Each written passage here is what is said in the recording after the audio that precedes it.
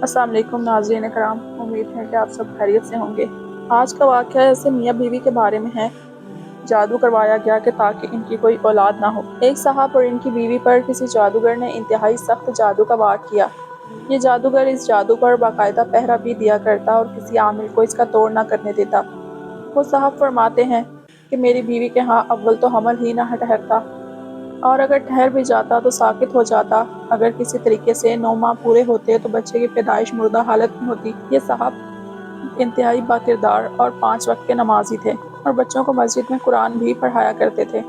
بہت علاج کروایا، بڑے سے بڑا عامل بلوایا اور علاج کروایا، ایڑی چوٹی کا زور لگا دیا، مگر نتیجہ صفر نکلا۔ پھر ایک عامل نے ان صاحب کو بتایا کہ کسی عام زوراور جادوگر کا وار نہیں، یہ تو کسی خبیث العین جادو کی دنیا کا انتہائی غلیظ اور ماہر جادوگر کا وار ہے، اور یہ میرے بس سے باہر ہے۔ میں اس عمر میں اتنی سخت محنت نہیں کر سکتا، اس کا توڑ بھی کوئی خبیث العین ہی کر سکتا ہے۔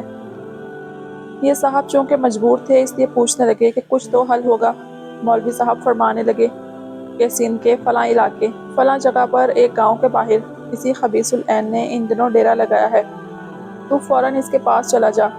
اب کیا ہوا کہ یہ صاحب فوراً سندھ روانہ ہو گئے، اور جیسے ہی اس گاؤں کے باہر پہنچے تو دور سے ایک آگ کا دہکتا الاؤ لگا ہوا دکھائی دیا۔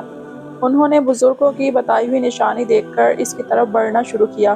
دور سے دیکھتے ہی کہ ایک آدمی آگ کے پاس بیٹھا ہوا تھا اور ارد گرد اس کے مانگنے والوں کا جمگٹا تھا۔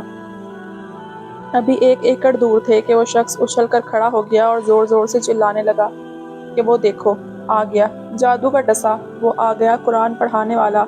یہ اس کے پاس پہنچے اور اپنا مقصد بتایا۔ اب خبیث العین خوشی سے پاگلوں کی طرح ناچنے لگا اور بولا، جاؤ فلاں کے پاس، جاؤ فلاں کے پاس، یہ جو گرہ لگی ہے کھلواؤ اپنے مولویوں سے۔ غرض اس نے مولوی صاحبان کے ساتھ ساتھ ان صاحب کو بھی برا بھلا کہا اور بڑے بڑے خدائی دعوے بھی کیے اور جادو توڑنے سے انکار کر دیا۔ اس صاحب واپس آئے اور اپنے رب کو پکارا، یا اللہ، یہ بھی مخلوق ہے، یہ بھی مخلوق ہے، تو چاہے تو کیا نہیں ہو سکتا۔ یہ ظالم مجھ پر غالب آ گئے ہیں اور ظلم کرنے سے باز نہیں آ رہے، اور رو رو کر اللہ کے حضور التجائیں کی۔ دفتن دل میں خیال آیا کہ جادو کا توڑ تو آقا محمد صلی اللہ علیہ وآلہ وسلم نے ماؤس 3 سے کیا تھا، اور جادو بھی انتہائی سخت بلکہ آخری درجے کا تھا۔ جب آقا صلی اللہ علیہ وآلہ وسلم نے ماؤس 3 سے یہ جادو توڑا تو میں بھی ماؤس 3 ہی پڑھتا ہوں۔